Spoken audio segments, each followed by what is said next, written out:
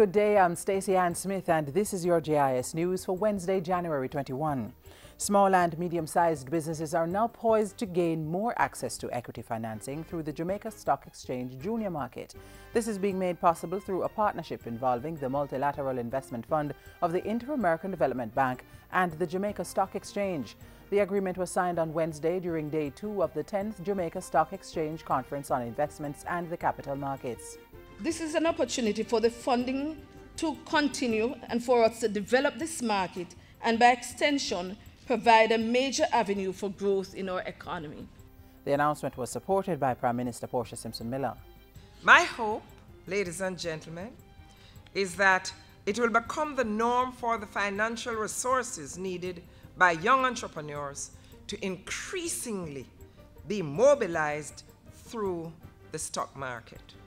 The Standing Orders Committee of Parliament has recommended that starting this year, only senior government and opposition members be allowed to participate in the budget and sectoral debates. The recommendations were agreed on in Tuesday's meeting of the committee and will be sent to the House of Representatives for approval. If the House agrees, it would mean that the 2015-2016 budget debate will only have presentations from the Prime Minister, Finance Minister, Opposition Leader and another representative from the opposition. And no longer will all 63 members of Parliament be allowed to contribute to the sectoral debate. That process will be confined to senior ministers and opposition spokespersons. Instead, there's a recommendation for an annual constituency debate open to all MPs. April 28 is the date set for the House of Representatives to vote on adopting the Caribbean Court of Justice (CCJ) as Jamaica's final appellate court. On Tuesday, parliamentarians made closing arguments on the three bills that would allow the CCJ to replace the UK-based Privy Council. They are an act to make provision for the implementation of the agreement establishing the Caribbean Court of Justice, an act to amend the Constitution of Jamaica to provide for the replacement of appeals to Her Majesty in Council, and an act to amend the Judicature Appellate Jurisdiction Act.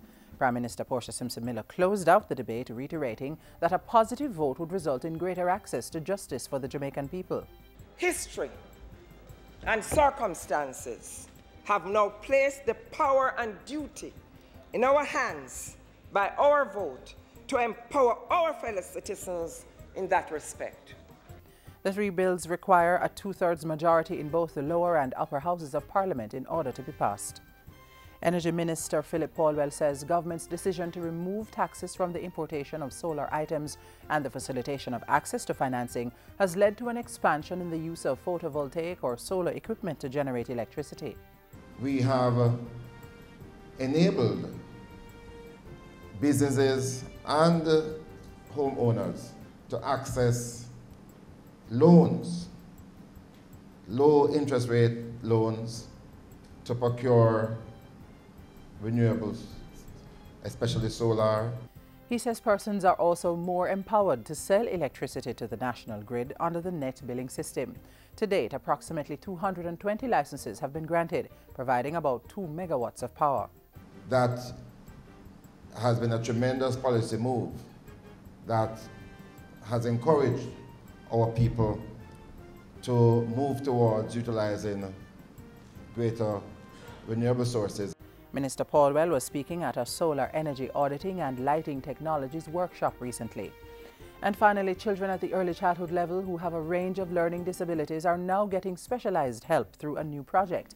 The Screening, Assessment and Very Early Remedial SAVOR project is an initiative of the Voluntary Organization for the Upliftment of Children, VOUCH.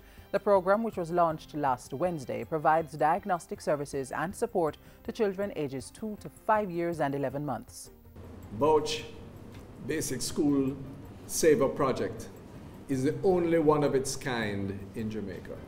It indicates a new recognition of the transformative effect of early diagnosis and treatment. The program is currently being offered at the VOUCH Basic School at One National Hero Circle. Already 17 children have been identified for assistance. And that's it for JIS News Today. I'm Stacey Ann Smith. Thank you for watching.